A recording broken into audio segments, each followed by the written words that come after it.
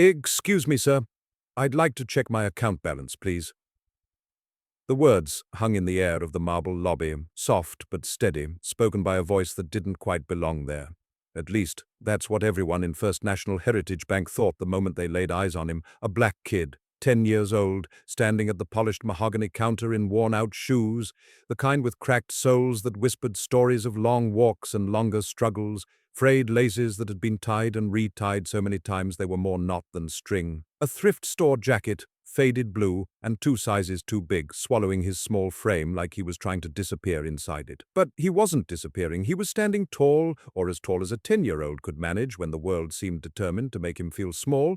The bank manager, Bradley Whitmore, stopped mid-stride. He'd been heading toward his office, coffee in hand, ready to review the morning's accounts, but something about the boy's presence made him pause. He turned slowly, his expensive leather shoes squeaking slightly against the marble floor, and looked the boy up and down with the kind of scrutiny usually reserved for suspicious packages left unattended. Then he burst out laughing. It wasn't a chuckle, it wasn't a polite cough disguised as amusement. It was a full-throated, head-thrown-back laugh that echoed across the vaulted ceiling, bounced off the brass fixtures, and settled like a weight on everyone's shoulders.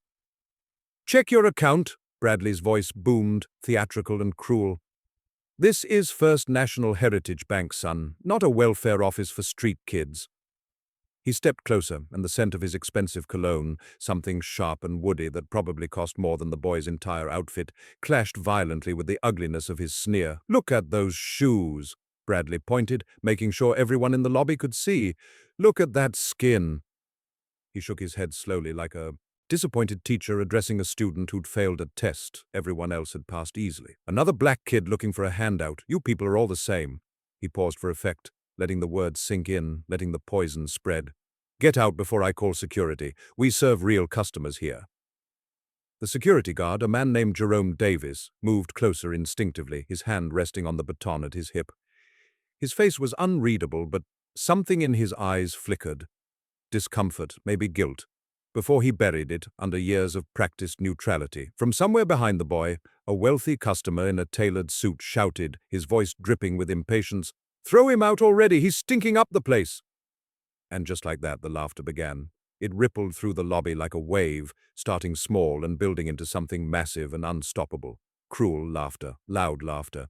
The kind that unites strangers in their shared contempt, their shared certainty that they are better, cleaner, more deserving. Not one person defended him, not a single soul spoke up, raised a hand, cleared their throat, or even frowned in disapproval. They just laughed or watched in silence, which somehow felt even worse. But here's the thing about that moment, the thing none of them could have imagined. Within the hour, Bradley Whitmore himself would be begging, not for money, not for forgiveness, for mercy. And the boy, the one they dismissed, humiliated, and laughed at, he would change everything. Before we go deeper into this story, take a second and hit that subscribe button. Give this video a like and let us know where you're watching from. I'm curious to know how far these stories travel.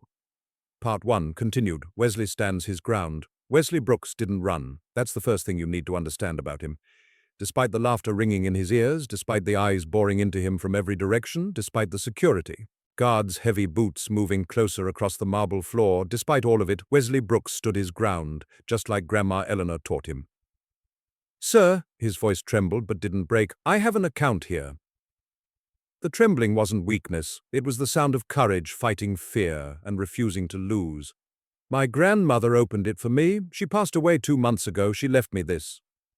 Wesley held up a brown envelope, the kind you get from a lawyer's office or a hospital, the kind that contains things too important to trust to regular mail. His hands were steady now, steadier than they had any right to be. Inside were the documents, the bank card, the letter Grandma Eleanor wrote him before she died, when her hands could barely hold the pen, but her heart still had so much to say.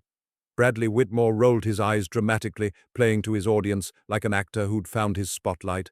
"Your grandmother." He looked around at the watching customers, inviting them into his performance. "Let me guess. She also left you a mansion in the Hamptons and a private jet?" More laughter. The wealthy customers loved the show. This was better than checking their stock portfolios or reviewing their investment statements. This was entertainment, free and live, served up on a silver platter of someone else's humiliation. Chelsea Morrison, the senior teller, A woman in her 40s with perfectly styled blonde hair and a smile she reserved for people who looked like they belonged, leaned over her counter, her lip curled with the kind of disgust usually reserved for finding something rotten in your refrigerator. "Sir, should I call the police? This kid is obviously running some kind of scam." Bradley waved his hand dismissively, like swatting away a fly. "Not yet, Chelsea. Let's see what kind of con he's pulling first." He snatched the envelope from Wesley's hands roughly, not caring when the boy flinched, not noticing or not caring that he'd torn a small piece of the paper. Bradley pulled out the documents with bored contempt, his fingers leaving smudges on papers that Wesley had protected like treasure. His eyes scanned them quickly, dismissively, looking for the obvious fraud he was certain he'd find. Then he saw it. The bank card, black, premium tier, platinum reserve, the kind issued only to clients with substantial assets. The kind that came with concierge services, travel benefits, and the sort of interest rates that made other cards look like children's toys. For 1 second, just one, something flickered across Bradley's face. Confusion, maybe, a crack in the armor of his certainty, perhaps even a whisper of doubt, but prejudice is a powerful thing. It's not just an opinion or a preference. It's a lens that colors everything you see, bends every piece of evidence to fit the story you've already decided is true. It can make you blind to what's right in front of your eyes, make you ignore reality because reality contradicts the comfortable narrative you've built. Bradley shook off his doubt like shaking off raindrops.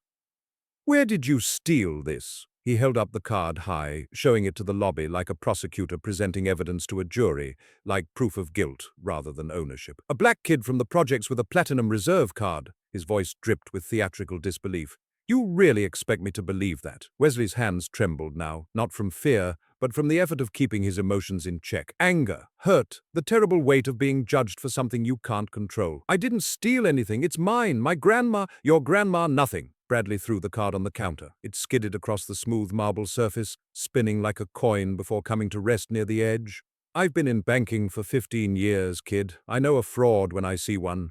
He pointed to the far corner of the lobby, near the janitor's closet, near the bathroom. Entrance, the absolute worst seats in the building, the place where people went when they were waiting for something embarrassing or when the bank wanted them to feel as unwelcome as possible without actually forcing them to leave. "Sit over there. Don't move. Don't talk to anyone. I'm calling headquarters to verify this so-called account." Wesley walked to the corner. Each step felt heavier than the last. Head down, shoulders hunched, carrying the weight of every stare, every whispered comment, every laugh that refused to die. He sat on the cold metal chair. The kind that's designed for function, not comfort, the kind that hurts your back after 10 minutes and your dignity after 5, alone. Surrounded by marble and brass and wealth that seemed to mock his worn-out shoes, mock his faded jacket, mock the very idea that someone who looked like him could belong in a place like this. Wesley pulled out Grandma Eleanor's letter. The paper was soft now, handled so many times over the past 2 months that it had lost its crispness. Her handwriting was shaky. The Parkinsons had already been stealing her control by then, but every word was full of love, deliberate and careful, like she'd spent hours making sure each sentence said exactly what her heart needed to say. "My brave Wesley, never let anyone make you feel small. You are worth more than they will ever know." He read those words 3 times, trying to believe them, trying to hear her voice the way it used to sound, warm and steady before the sickness turned it frail. His phone buzzed. A text from Uncle Lawrence, stuck in a meeting. "Be there in 20 minutes. You're doing great, champ." Wesley almost smiled. He had no idea. No idea how much those 20 minutes would change everything. 15 minutes passed, then 20, then 25. Wesley sat in that corner like a ghost, invisible to everyone who mattered, visible only to those who wanted to stare, to judge, to confirm their assumptions about who he was and what he deserved. The bank hummed with activity around him, a symphony of normal life that he was somehow excluded from. Customers came and went through the brass revolving doors, tellers smiled their professional smiles and processed transactions with practiced efficiency. Money moved from account to account, number to number, all of it clean and proper and documented. Business continued as usual, but not for Wesley. He watched Bradley Whitmore help a white man in a golf polo and khakis open a brand new account. The man had arrived 15 minutes after Wesley, strolled in with the confidence of someone who'd never been questioned in his life, never been asked to prove he belonged anywhere. He was served immediately. No questions, no suspicion, no demands for extra identification. No one asked him where he got his money or whether his documents were legitimate, just smiles and handshakes and "Welcome to First National Heritage Bank, sir. We're delighted to have you as a client." The difference was so stark it was almost funny. Almost. Except nothing about this was funny. Wesley watched Chelsea Morrison bring Bradley a cup of coffee from the break room, cream, no sugar, the way he liked it. They stood together near the water cooler, leaning in close the way people do when they're sharing something they don't want others to hear. Their eyes kept drifting toward Wesley's corner, more laughter. Quiet this time, intimate, shared between two people who'd found common ground in their contempt. Wesley couldn't hear what they were saying. He didn't need to. Body language speaks louder than words, and theirs was screaming. He watched a wealthy woman in a designer dress, Chanel if the logo was real, deposit a check that looked like it had more zeros than Wesley's address. The whole process took 3 minutes. She signed with a gold pen, smiled at the teller, accepted her receipt, and left without even glancing at the black kid sitting alone near the janitor's closet. To her, he didn't exist. And maybe that was worse than the laughter. An older woman named Diane Campbell finished her transaction at the main counter. She was different from the others, softer somehow, with kind eyes and silver hair pulled back in a neat bun. She wore sensible shoes and carried a leather purse that had seen better days but was clearly well loved. She glanced at Wesley, her face tightened with something that looked like discomfort, maybe guilt, the look of someone who knows something wrong is happening but can't quite bring themselves to intervene. For one moment, just one, Wesley thought she might come over, might ask if he was okay, might be the one person in this entire building who showed some basic human kindness, who chose to see him as a child who needed help instead of a problem that needed to be removed. But she didn't. She just clutched her purse a little tighter and walked toward the exit, her heels clicking against the marble floor. Each click felt like a small betrayal. Another person choosing comfort over courage, silence over standing up. Wesley pulled out Grandma Eleanor's letter again. The paper was already soft from being handled so many times. The edges were starting to fray, just like his nerves, just like his belief that everything would be okay. You are braver than you believe, stronger than you seem, and loved more than you know. Grandma used to read him that quote every night before bed. Back when bedtime felt safe and the world felt manageable, she said a famous author wrote it. Winnie the Pooh, she told him with a wink. Even bears know wisdom. He didn't remember the author's name. He just remembered her voice. Warm like honey, safe like a fortress, gone like smoke. His phone buzzed again. Uncle Lawrence, meeting running long. 15 more minutes. Stay strong, champ, Wesley typed back with shaking fingers. Okay, one word, all he could manage. He didn't mention the laughter, the insults, the way Bradley looked at him like he was trash that needed to be disposed of. He didn't want to worry Uncle Lawrence, didn't want to be the burden everyone seemed to think he already was. 30 minutes now, still waiting, still invisible. Jerome Davis stood near the entrance, his security guard uniform pressed and crisp, his posture perfect from years of military training. He was black like Wesley, mid-50s, with tired eyes that had seen too much, and gray creeping into his close-cropped hair. Jerome had witnessed everything. The insults, the laughter. The way Bradley humiliated a 10-year-old boy in front of everyone made him sit in the corner like he was being punished for the crime of existing. Jerome wanted to speak up. God, he really did. He wanted to walk over to that corner, tell the boy he wasn't alone, tell Bradley Whitmore that what he was doing was wrong. Not just unprofessional, but morally bankrupt, the kind of wrong that follows you home and keeps you up at night. But Jerome had a mortgage, 2 kids in college, both of them working toward futures he'd never had access to. 11 years at this bank, building toward a pension that would let him retire with dignity instead of working until his body gave out. Silence meant employment. Employment meant survival. Survival meant his family didn't end up on the street. So Jerome looked away and hated himself for it. He'd made a promise to himself years ago, back when he'd joined the military, young and idealistic and certain he could change the world. He'd promised to stand up for what was right, to protect the vulnerable, to be the kind of man his mother raised him to be. But promises made in youth are easy. Keeping them when you have everything to lose, that's the hard part. Jerome glanced at Wesley again. The boy was reading a letter, his lips moving slightly like he was trying to memorize words that mattered. I'll make it up to you, kid, Jerome thought. Somehow, I promise, but promises made in silence don't count for much. 32 minutes. That's how long Wesley waited before Bradley finally called him over. Not to the main counter where normal customers were served, where there were comfortable chairs and complimentary coffee and smiles that weren't laced with contempt. No, to a small desk in the back corner, away from the pleasant banking areas, away from the polished marble and brass fixtures, visible to everyone but isolated, like an animal in a zoo exhibit, something to be observed, judged, kept at a safe distance. Wesley stood up slowly. His legs were stiff from sitting in that uncomfortable chair for so long. He walked to the desk carefully, carrying his grandmother's documents like they were fragile treasures. Because they were. Bradley didn't stand when Wesley approached, didn't offer a handshake or even basic courtesy, just sat there leaning back in his expensive chair, fingers drumming on the desk with theatrical impatience. Wesley sat down in the hard plastic chair across from him. He placed his grandmother's documents on the desk carefully, reverently, like they deserved to be treated with respect, even if he didn't. Bradley didn't touch them, didn't even look at them. "Let's try this again." His voice was cold now, clinical, stripped of the theatrical cruelty from earlier. This was his professional voice, the one he used when he wanted the security cameras to show he was following procedure, doing his due diligence, treating everyone fairly, even though nothing about this was fair. "You claim you have an account at this bank. You claim your grandmother left you money, but you have no proper ID, no adult supervision, and frankly, no business being here." "I have my student ID," Wesley said quietly, "and my grandmother's death certificate, and the documents from her lawyer." Bradley waved his hand dismissively. "A student ID isn't real identification. It's a piece of laminated plastic that proves you go to school. Nothing more." He leaned forward slightly, invading Wesley's space. "Here's what I think happened, kid. I think you found these documents somewhere. Maybe you rifled through trash. Maybe you stole them from a real client. And now you're here trying to access money that doesn't belong to you." "That's not true," Wesley's voice cracked. "My grandma." "Stop talking about your grandmother."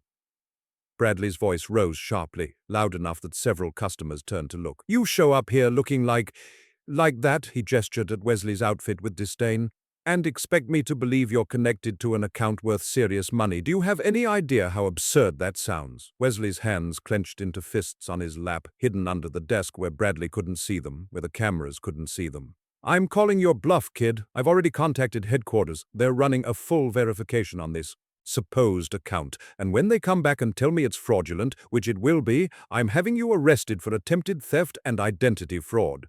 Wesley's heart pounded so hard he thought it might break through his chest. "It's not fraud," he whispered. "It's mine." Bradley smiled, not a kind smile.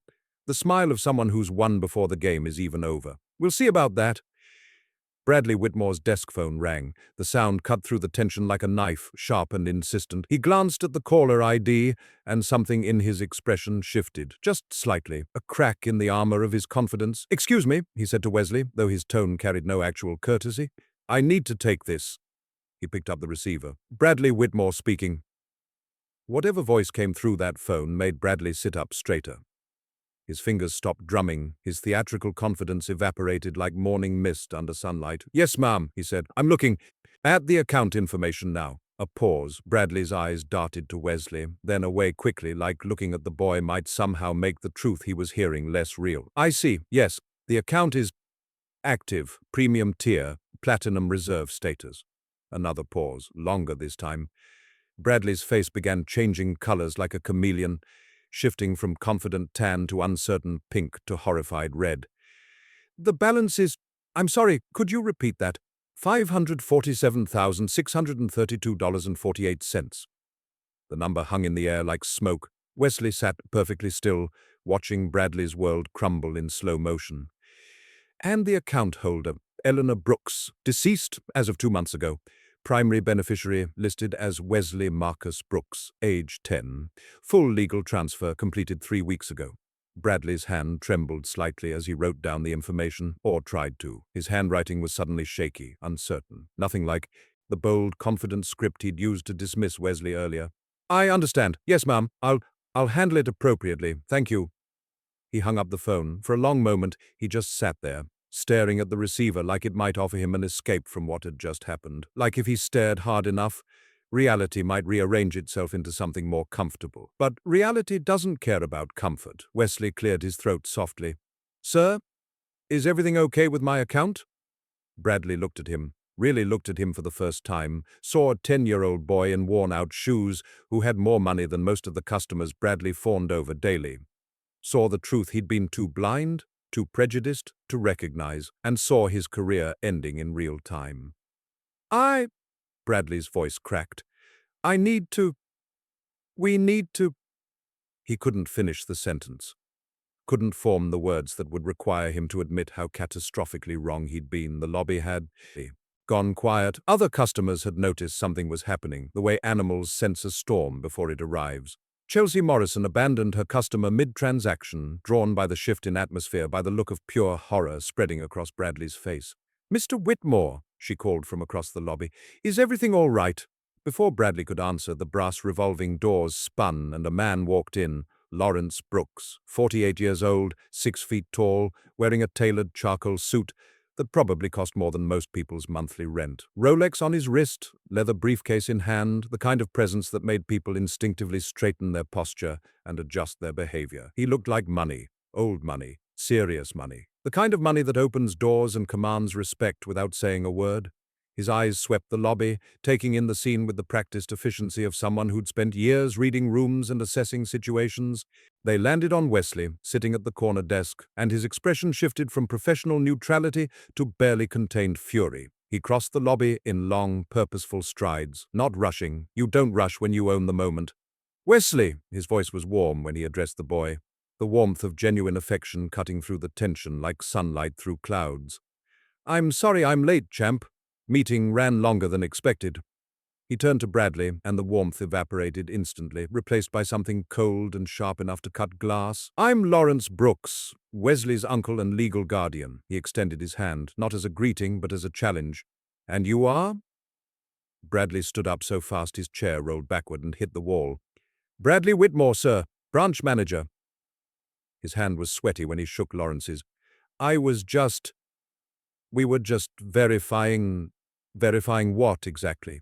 Lawrence's voice was silk over steel. "Whether my 10-year-old nephew, who came here with proper documentation and legal paperwork, actually deserved to be treated like a human being." Bradley's face went from red to white in an instant.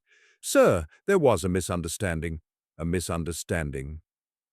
Lawrence repeated the word slowly, like he was tasting something bitter. "Is that what we're calling it?" He looked around the lobby, making eye contact with each person who'd laughed earlier, each person who'd watched in silence, each person who'd participated in or permitted Wesley's humiliation. "Let me make sure I understand this correctly, Mr. Whitmore. My nephew arrived at your bank with documentation, identification, and a legitimate request to check his account balance. And your response was to, what? Humiliate him? Mock him? Make him sit in the corner like he was being punished? Sir, I can explain." "Can you?" Lawrence's voice was quiet now, which was somehow more terrifying than if he'd been shouting. "Please, explain to me why a 10-year-old child deserved to be treated like a criminal. I'm genuinely curious about your reasoning." If you were in Wesley's shoes right now, watching the adults in your life finally stand up for you, what emotions would be running through your mind? Drop your thoughts in the comments, I really want to know. Bradley opened his mouth, closed it, opened it again. No words came out. What could he possibly say that would make any of this better? The truth? That he'd taken one look at Wesley's skin and clothes and assumed he didn't belong? That his prejudice was so deeply ingrained he couldn't see past it, even when evidence was literally in his hands? There was no explanation that didn't end with him admitting exactly what kind of person he was. Chelsea Morrison appeared at Bradley's side, her face carefully arranged in an expression of professional concern. "Mr. Brooks, I assure you we always strive to provide excellent service to all our clients. All your clients." Lawrence turned his attention to her, and she took an involuntary step backward. "Is that why my nephew was made to wait for over half an hour, while other customers who arrived after him were served immediately? Is that why he was interrogated instead of helped? Is that why he was accused of fraud and theft based on nothing but the color of his skin and the state of his shoes?" Chelsea's professional mask cracked. "Sir, we have procedures." "Procedures." Lawrence pulled out his phone. "Let me read you a procedure. It's from First National Heritage Bank's own customer service policy, which I happen to have pulled up right here." He scrolled through his phone, found what he was looking for, and read aloud. "First National Heritage Bank is committed to providing respectful, dignified service to all customers, regardless of race, age, socio-economic status, or appearance. We believe that every person who walks through our doors deserves to be treated with courtesy and professionalism." He looked up from his phone. "Does my nephew's treatment today sound like it aligns with that policy, Mr. Morrison?" "Chelsea Morrison." "Ms. Morrison. Does it?" Chelsea said nothing. What could she say? Lawrence turned back to Bradley. "Here's what's going to happen now, Mr. Whitmore. You're going to process my nephew's request. You're going to do it with courtesy and professionalism. You're going to apologize sincerely for how he was treated. And then you and I are going to have a conversation with your regional director about whether you're fit to continue managing this branch. Sir, I'm not finished. Lawrence's voice cut through Bradley's protest like a hot knife through butter. My sister, Wesley's grandmother, Eleanor Brooks, spent 40 years cleaning houses, taking buses in the rain, wearing the same coat year after year, all so she could save money for her grandson's future. She sacrificed everything to give him opportunities she never had. His voice cracked slightly, the only sign of the emotion he was keeping carefully controlled. She died of cancer 2 months ago. In her final weeks, when she could barely hold a pen, she wrote Wesley letters. Letters about dignity, about character, about never letting anyone make him feel small. He looked at Wesley, and his expression softened. And today, on his first visit to this bank without her, you made him feel exactly that. Small, unwanted, less than human. The lobby was completely silent now. You could have heard a pin drop on the marble floor. Lawrence turned to address the room. Anyone here who laughed at my nephew earlier? Anyone who watched and said nothing? Anyone who thought this was acceptable? He paused, letting his words sink in. You should be ashamed of yourselves. An older man in a business suit cleared his throat uncomfortably and headed for the exit. A woman in a designer dress suddenly became very interested in her phone. One by one, people who'd been so confident in their contempt earlier began finding reasons to be anywhere else. Jerome Davis, the security guard, stepped forward. Sir, his voice was rough with emotion, I owe your nephew an apology, too. I stood there and watched. I should have done something. Lawrence looked at him, really looked at him, and saw something the others lacked, genuine remorse. What's your name? Jerome Davis, sir. Mr. Davis, the fact that you're man enough to admit that puts you leagues above everyone else here? Lawrence extended his hand. Thank you for your honesty. Jerome shook his hand and something passed between them.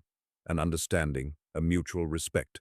The kind that comes from recognizing honor when you see it. Wesley watched all of this in stunned silence. He'd never seen Uncle Lawrence like this before, powerful, commanding. The kind of man who could walk into a room and make everything stop just by being there. Is this what Grandma meant, he wondered? When she talked about carrying your dignity with pride, Bradley Whitmore stood frozen, watching his carefully constructed world collapse around him. The regional director would be notified. There would be an investigation. His actions, caught on the bank's security cameras, would be reviewed by people much more powerful than him, and there was nothing, absolutely nothing he could do to stop it. Now, Lawrence said, his tone shifting to something businesslike, about my nephew's account access. Bradley Whitmore processed Wesley's account access with trembling hands. Gone was the confident bank manager who'd mocked a child in front of a lobby full of witnesses. In his place stood a man watching his career, his reputation, maybe even his entire future, crumble in real time. He printed out the account statement, his printer making soft whirring sounds that seemed impossibly loud in the tense silence. The paper emerged slowly, line by line, revealing the truth he'd been too blind to see earlier. Account holder, Eleanor Marie Brooks, deceased. Primary beneficiary, Wesley Marcus Brooks. Account type, Platinum Reserve Savings Current Balance, $547,632.40. The numbers didn't lie, never had. Bradley had just chosen not to believe them because they contradicted everything his prejudice told him should be true. Here's your statement, Wesley. He couldn't even look the boy in the eye. Your account is in perfect standing. The transfer was completed properly. Everything is in order. Wesley took the paper carefully, like it might dissolve if he held it too tightly. He stared at the numbers, at the proof that Grandma Eleanor had kept her promise, that she'd taken care of him even after she was gone. Lawrence put his hand on Wesley's shoulder. Your grandmother loved you very much, champ. She made sure you'd be taken care of. Wesley nodded, not trusting his voice. The number on the paper was staggering, but it wasn't the money that made his throat tight and his eyes burn. It was the thought of Grandma Eleanor, sick, exhausted, in pain, still thinking about his future, still planning, still loving him with everything she had left. Bradley cleared his throat awkwardly. Is there anything else I can help you with today? Lawrence's eyes went cold again. Actually, yes, I need the contact information for your regional director and the corporate compliance office and the HR department. Bradley's face went white. Sir, I understand you're upset, but upset? Lawrence's voice was soft, dangerous. Mr. Whitmore, upset is what I'd be if my coffee order was wrong. What I am right now is furious. My nephew was humiliated, accused of crimes, treated like trash, all because of your prejudice and unprofessionalism. He pulled out his phone. I'm an attorney, Mr. Whitmore. I specialize in civil rights and discrimination cases. And what happened here today, it's textbook discrimination. Caught on your security cameras, witnessed by dozens of people.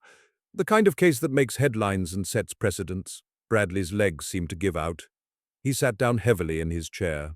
"Please," his voice was barely a whisper, "I have a family, a mortgage. I'll lose everything." Lawrence looked at him for a long moment. Not with sympathy, not with hatred, just tired disappointment. "You should have thought about that before you decided my nephew's skin color and worn-out shoes made him less deserving of basic human dignity." He turned to Wesley. "Come on, champ, we're done here." They walked toward the exit together, Lawrence's hand protective on Wesley's shoulder. Behind them, the lobby was a tableau of uncomfortable silence. Customers avoiding eye contact, tellers pretending to be busy, Bradley sitting at his desk looking like a man who'd just watched his life end. Jerome Davis held the door open for them. "Wesley," he said quietly. "I'm sorry, you deserved better." Wesley looked up at him and saw something real in the older man's eyes. Genuine regret, the kind that comes from knowing you failed when it mattered. "It's okay, Mr. Davis. You can still do better next time." Jerome nodded slowly. "I will. I promise you that." It was a promise he'd keep. The story hit the news exactly 72 hours after it happened. Not from the bank's security footage that was sealed, locked away in corporate offices where lawyers were probably having very intense conversations about liability and damage control. The story came from a different source. A young professional, maybe 25 years old, who'd been in the lobby that day. He'd filmed the whole thing on his phone, meant to post it for laughs. Drama at the bank. Easy engagement, quick views, the kind of content that makes people feel superior while they scroll through their feeds. But then he'd watched what happened after, watched Lawrence arrive, watched Bradley crumble, watched justice unfold, in real time. And he'd felt something unexpected. Shame. He'd stood there filming, laughing, entertained by a child's humiliation. What kind of person did that make him? What kind of man got his kicks from watching a 10-year-old get torn down by an adult who should have known better? He deleted the original video, but the guilt lingered, festered, wouldn't let him sleep. It followed him to work, sat beside him at dinner, stared at him from the bathroom mirror every morning when he brushed his teeth. 3 weeks later, he posted something different, his own face, his own confession. The video started with him sitting in his apartment looking directly at the camera. No filters, no music, no edits, just raw honesty. "My name is Marcus Chen. 3 weeks ago, I was at First National Heritage Bank when something happened that I need to talk about." He took a shaky breath. "A 10-year-old black kid came in to check his account. He was wearing worn-out shoes and a thrift store jacket. The bank manager." He laughed at him, called him names, accused him of fraud, made him sit in a corner like he was being punished. Marcus's voice cracked. "And I watched, I laughed. I filmed it like it was entertainment, like this kid's pain was content for my social media." He rubbed his eyes, collecting himself. Then the kid's uncle showed up. Turned out the boy had over $500,000 in that account, money his grandmother saved her entire life. And the manager? He got called out in front of everyone. It was justice, I guess. But here's the thing I can't stop thinking about. He leaned closer to the camera. That kid showed more courage in that moment than anyone in that lobby, including me, especially me. He stood his ground. He didn't yell or cry or run away. He just stood there with dignity while adults, people who should have known better, mocked him. Marcus's voice hardened with determination. "So if you ever see something like this happening, don't be like me. Don't watch, don't film, don't laugh, speak up. Because silence makes you complicit. I learned that the hard way." He stared at the camera for one more moment. "Don't be like me, be better." The video went viral, 3 million views in 5 days. Comments flooded in, people sharing their own stories, their own shame, their own promises to do better. National news picked it up. Social media exploded with conversations about implicit bias, about prejudice, about the snap judgments we make based on appearance. First National Heritage Bank issued a statement. "We take allegations of discrimination extremely seriously and are conducting a thorough internal investigation." Corporate speak for, "We're in damage control mode." Bradley Whitmore was suspended pending investigation. Then, quietly, he was let go. Not fired, that would have been too messy legally. Just let go. A severance package and a non-disclosure agreement and a recommendation letter that said Bradley served faithfully for 15 years, without mentioning why those 15 years had ended. Chelsea Morrison was demoted, still employed but stripped of her senior position, moved to back-office work where she'd never interact with customers again. The story became a case study in business schools, a cautionary tale in sensitivity training, a viral moment that forced people to look at their own biases. But Wesley never saw the video. Lawrence made sure of that. The boy had been through enough. He didn't need to relive it, didn't need to see himself at his most vulnerable turned into content. even if the intentions were good. Wesley Brooks walked across a sun-drenched campus, his backpack slung over one shoulder, a Georgetown University ID card hanging from a lanyard around his neck. 18 years old now. Tall, he'd inherited his grandmother's height. Confident in a way that came from surviving something hard and coming out stronger. A far cry from the frightened 10-year-old in that marble lobby, but not entirely different. He still carried his grandmother's letter, laminated now, protected from the wear of time and touch, tucked safely in his wallet, close to his heart. And on the shelf in his dorm room, displayed like a trophy, sat a pair of worn-out sneakers, cracked soles, frayed laces, faded from years of careful preservation. His roommate, a guy named Marcus from California, noticed them immediately. "Bro, are those your shoes?" He pointed at the sneakers. "They're completely destroyed." Wesley smiled. "They're the most valuable thing I own." "Valuable?" Marcus looked at him like he'd lost his mind. "Dude, they look like they belong in a trash can." Wesley picked up the shoes gently, ran his thumb over the cracked leather the way you might touch something precious. "My grandmother bought these for me when I was 10. $2 from a thrift store. She apologized because she couldn't afford better." He set them back on the shelf carefully. "She saved $500,000 for my education, wore the same coat for 15 years, took the bus in the rain, ate cheap food so I could have a future." He looked at Marcus. "These shoes remind me that love isn't about what you have, it's about what you give." Marcus was quiet for a long moment, really looking at the shoes now, seeing them differently. "That's actually really beautiful, man." "Yeah." Wesley touched the shoes one more time. "She was really beautiful." Stories like Wesley's don't end when the moment passes. They ripple outward, touching lives in ways we can't always predict or measure. Seeds planted in moments of crisis that grow into something larger, something that outlasts the original pain. Lawrence Brooks continued running Meridian Capital, his investment firm in Manhattan, but something had changed in him that day at the bank. Maybe it had been simmering for years, waiting for the right catalyst. Maybe it took watching his nephew be humiliated to crystallize something he'd always known but never acted on. He started a mentorship program, not the kind where wealthy executives show up once a year to give an inspirational speech and then disappear back into their corner offices. Real mentorship, paid internships for young people from underserved communities, actual career paths, not charity, not pity, but genuine investment in potential. "Talent is distributed equally," he told his board during the first meeting about the program. "Opportunity isn't. We can change that." Some board members pushed back, worried about qualifications and fit and other corporate words that often mask bias. Lawrence shut them down quickly. Eleanor Brooks cleaned houses for 40 years and saved $500,000 through discipline and sacrifice. Tell me again about qualifications. The Eleanor Brooks Memorial Scholarship flourished under Lawrence's guidance. 14 recipients in 8 years, future teachers, counselors, social workers, principals, all carrying Eleanor's legacy forward, all teaching future generations that dignity isn't something you earn, it's something you're born with. Jerome Davis retired from the bank 3 years after the incident. He'd held on to that job for as long as he could, building his pension, securing his family's future, but the moment with Wesley haunted him. Every shift, every time he stood at that entrance watching customers come and go, he remembered the boy sitting alone in that corner. He remembered his own silence. Jerome didn't disappear after retirement. Instead, he became a school resource officer at a middle school in a low-income neighborhood. Different kind of security work, different kind of protection. Every time a kid came into the office scared, every time he saw a student being treated unfairly, every time he had the chance to speak up, he did, without hesitation, without calculation. He thought of Wesley every single time. One afternoon, a teacher sent a black student to the office for being disruptive. Jerome talked to the kid, really listened, and discovered the boy was hungry, hadn't eaten breakfast, was struggling to focus. Jerome bought him lunch from his own pocket. Then he had a conversation with the teacher about assumptions and grace.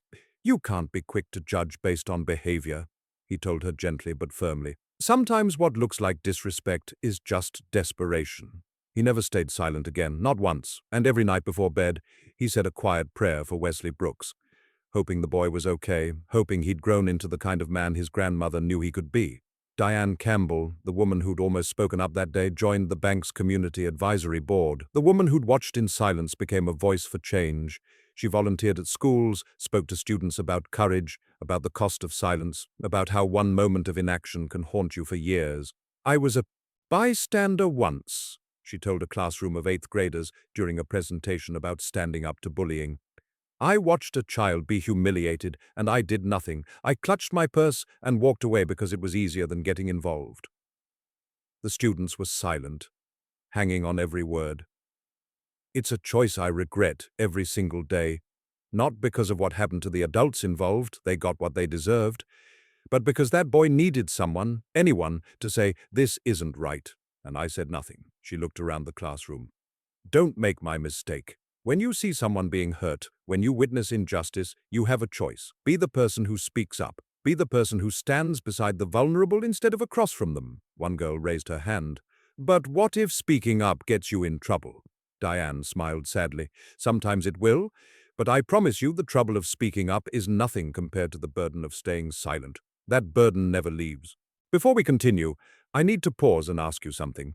Think about the last time you saw someone being treated unfairly. Did you speak up? Did you stay silent? There's no judgment here. We've all been there. Share your thoughts in the comments because these conversations matter. Chelsea Morrison found her redemption in social work. She left the bank 6 months after the incident, took the demotion as the wake-up call it was meant to be, went back to school, got her master's in social work, spent her days helping families like the ones she used to dismiss. The work was hard. The pay was terrible compared to banking.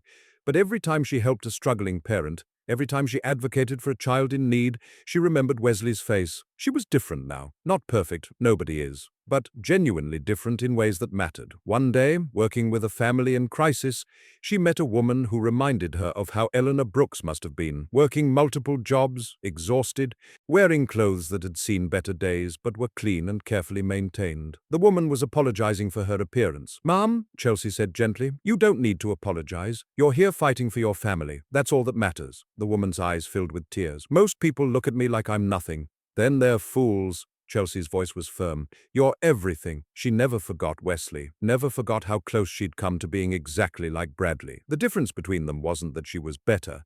It's that she'd been given a chance to change, and she'd taken it. And Bradley Whitmore, nobody really knew what happened to Bradley. Some said he moved to another state, started over, changed his name, built a new life where people didn't know what he'd done, where he could pretend that moment at the bank never happened. Some said he never recovered, drank himself into obscurity, lost in bitterness and blame, unable to accept responsibility for his actions. Some said he finally understood what he'd done, spent his days volunteering at homeless shelters, serving meals to people he used to dismiss, trying to make amends for the hate he'd spread. Nobody knew for sure. Maybe that was its own kind of justice. To be forgotten, to become a cautionary tale without a clear ending, to exist as a warning rather than a person. Or maybe somewhere, Bradley Whitmore was genuinely trying to be better, carrying the weight of what he'd done and using it to build something different. We'll never know. But Wesley thrived. Wesley stood at his dorm window as the sun set over Georgetown, painting the sky in shades of orange and gold. Tomorrow, classes would start. His future would officially begin. He pulled out his grandmother's letter, read it one more time. The words he knew by heart, had memorized through repetition and love and need. "My brave Wesley, never let anyone make you feel small. You are worth more than they will ever know. Dignity is not given, it is carried. Carry yours with pride." He'd carried it through the worst day of his young life, through years of growing up without her, through the journey that brought him here, to this moment, to this future. She'd sacrificed everything to give him. His phone buzzed. "Uncle Lawrence, first day tomorrow. How are you feeling, champ? Nervous? Excited? Ready? Your grandma would be so proud of you." Wesley smiled as he typed back. "I know. I think about her every day. She's with you, Wesley. Always will be." They'd texted for a few more minutes. Mundane things, normal things. The kind of conversation that grounds you when you're standing on the edge of something new. Then Wesley put down his phone. He had orientation materials to review, a syllabus to read, a future to prepare for. He grabbed his backpack, brand new, expensive, a gift from Uncle Lawrence. But on his feet were the old sneakers, the ones he'd brought from home, the ones he wore on special occasions. Today felt like a special occasion. Wesley Brooks walked out of his dorm room into his future, carrying his dignity with pride, just like Grandma Eleanor taught him. Here's what Wesley's story teaches us, what we need to understand if we're going to do better, be better. Create a world where children don't have to defend their humanity in marble lobbies. Respect is not a reward for success. It's not earned by money, fancy clothes, or knowing the right people. It's the baseline of humanity, the absolute minimum we owe each other. Wesley Brooks didn't need a powerful uncle to deserve basic decency. He didn't need a platinum reserve card. He didn't need to prove his worth. No one does. But that day in the bank, he learned something important. Some people measure your worth by your shoes, others by your wallet, your address, your skin color, your accent, all the surface things that don't matter. A few rare ones measure it by your character. Be one of the rare ones. And if you ever find yourself in a lobby, in a classroom, in an office, anywhere someone is being humiliated, diminished, treated as less than human, ask yourself this: which person do you want to be? The one who laughed? The one who filmed it for entertainment? The one who stayed silent because speaking up felt too risky, too uncomfortable, too inconvenient? Or the one who spoke up? The choice is yours. It's always yours. Dignity is not given. It is carried. Carry yours with pride. And when you see someone struggling to carry theirs, when they're buckling under the weight of a world that's told them they don't matter, help them. Be the person who stands beside them, not across from them. Be the person who sees their humanity, even when they're wearing worn-out shoes. Be the person who speaks when silence would be easier. That's how we change the world, not through grand gestures or viral moments or corporate diversity statements, through countless small acts of courage, through choosing kindness when cruelty would be simpler, through seeing people, really seeing them not as categories or stereotypes, but as human beings deserving of dignity. One person at a time, one moment at a time, one choice at a time. This story hit me hard while putting it together, and I hope it resonated with you too. What part of Wesley's journey affected you the most? Was it his courage in the bank, his grandmother's sacrifice, the uncle who stood up for him? Or maybe the people who chose to change after staying silent? Let me know in the comments. I genuinely want to hear your perspective. If this story reminded you of something you've witnessed, something you stayed silent about, or maybe something you spoke up about and changed, share it. Not for RealTales, not for the algorithm or the views or the engagement. Share it for the next Wesley who walks into somewhere alone and needs someone to speak up. Share it for the next child who deserves dignity, but might not get it without someone like you choosing courage over comfort. Share it because stories like this matter. They remind us who we want to be, and if you believe in stories that challenge us to be better, that shine a light on the quiet injustices we sometimes ignore, that celebrate the courage it takes to stand up for what's right, then hit that subscribe button for Real Tales. Give this video a like, and most importantly, share your thoughts below. Tell me about a time you witnessed injustice. Tell me about a moment you spoke up, or a moment you wish you had. Tell me how stories like Wesley's change the way you see the world. Because every comment, every share, every conversation we have in the space below this video, that's how change spreads.